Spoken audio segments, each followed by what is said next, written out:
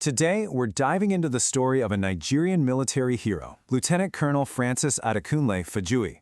His death, back in July of 1966, has grown into one of Nigeria's most powerful legends, a story of incredible loyalty and sacrifice.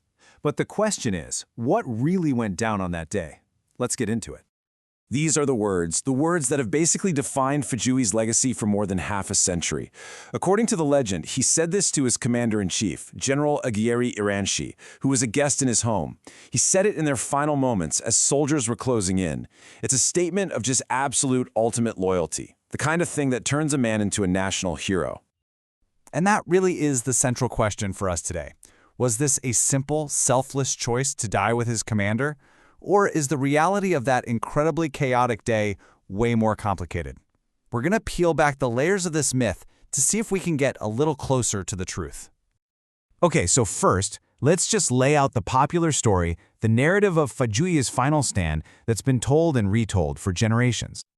So, the heart of the legend is this. The July 1966 coup was basically a revenge mission. It was carried out by northern soldiers who were targeting mostly Igbo officers. Now, Fajuyi, he was a Yoruba military governor, so supposedly he wasn't on their list.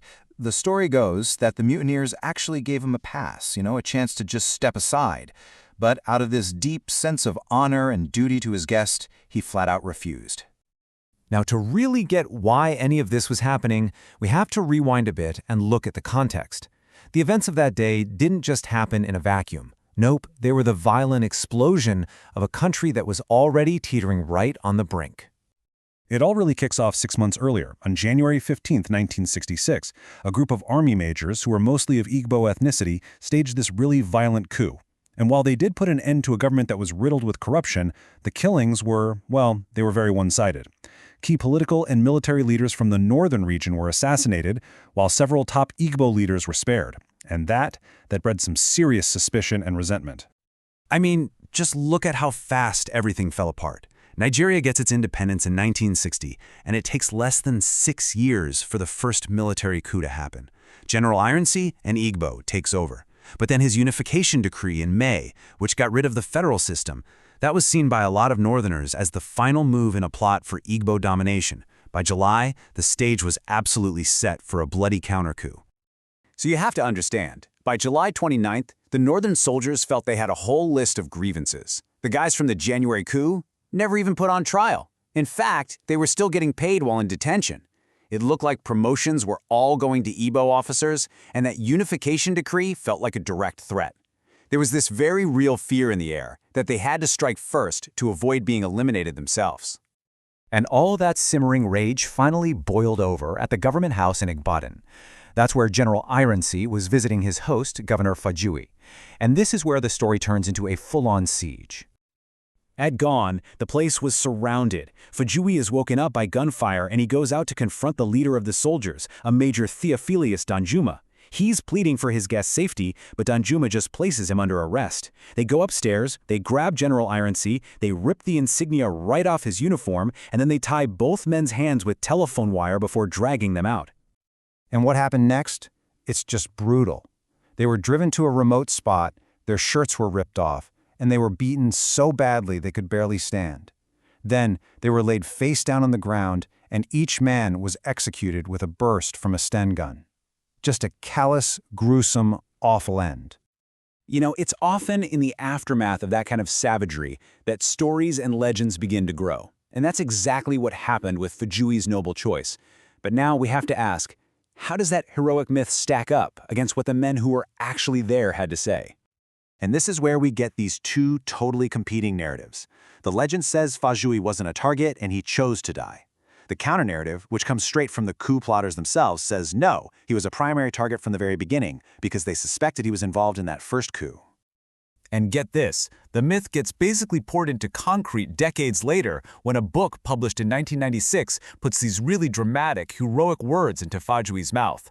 But when you think about the tense, violent, chaotic reality of that arrest, that kind of speech just seems, well, pretty unlikely. But then you hear from the other side. This is from William Walbe, one of the soldiers who arrested Fajuyi. He gave a very, very different reason. He stated, flat out, that Fajuyi was arrested because they believed he was part of the January coup. No talk of an offer to step aside, just a man who was already marked for death. So why did they think this? Well, their suspicions, whether they were accurate or not, were pretty specific. They believed a battle course that Fajuyi had commanded was basically a dress rehearsal for the January coup. Major Denjuma said his men just could not stomach Fajuyi.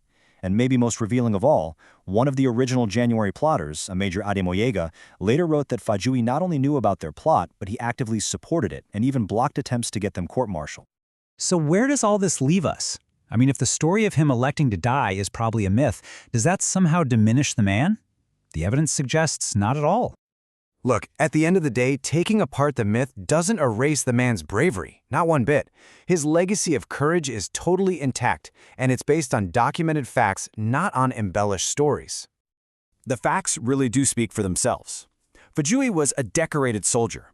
He won the Military Cross for valor in the Congo. On that day in Abadan, he showed immense physical courage by literally walking outside to face down armed soldiers. He showed incredible moral courage by demanding over and over that his guests' safety be guaranteed. He did his duty as a host and as an officer under the most insane pressure you can imagine. So why did this myth, the story of his final choice, become so powerful? Well, maybe it's because in the middle of all that brutal, senseless violence, people needed a story of virtue, of gallantry.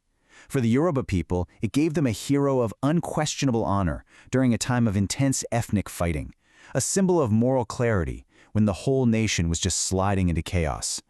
And that kind of leaves us with one last thing to think about. History is almost never simple. Fajuyi's story forces us to ask a really important question about how we remember our heroes. Do we hold on to the simple, inspiring myths we create? Or do we maybe honor them even more by trying to find the complex and often much more courageous truths that they actually lived?